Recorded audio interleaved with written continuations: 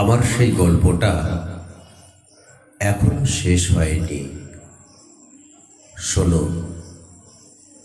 আগেই বলেছি পাহাড়টা ভালোবেসেছিল মেঘকে, আর মেঘ কিভাবে শুকনো খটখটে পাহাড়টাকে বানিয়ে তুলেছিল ২৬ বছরের ছোকরা।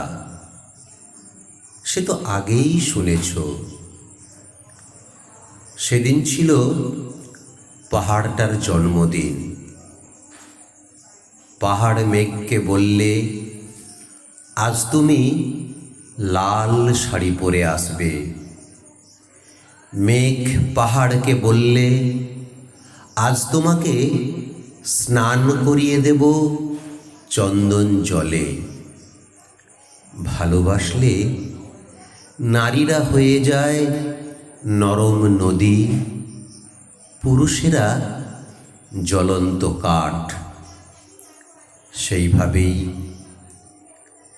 মেঘ ছিল পাহাড়ের আলিঙ্গনের আগুনে, আর পাহাড় ছিল মেঘের ঢেউ জলে। হঠাৎ আকাশ জুড়ে বেজে উঠল ঝড়ের জগঝম্প। ঝাঁকড়া চুল উড়িয়ে ছিনতাইয়ের ভঙ্গিতে ছুটে এলো এক ঝাঁক হাওয়া। মেঘের আঁচলে টান মেরে বলল, ওঠ ছুঁড়ি, তোর বিয়ে। শেষ হয়নি এখনো গল্পটা। বজ্রের সঙ্গে মেঘের বিয়েটা হয়ে গেল ঠিকই, কিন্তু পাহাড়কে সে কোনো দিন ভুলতে পারল না।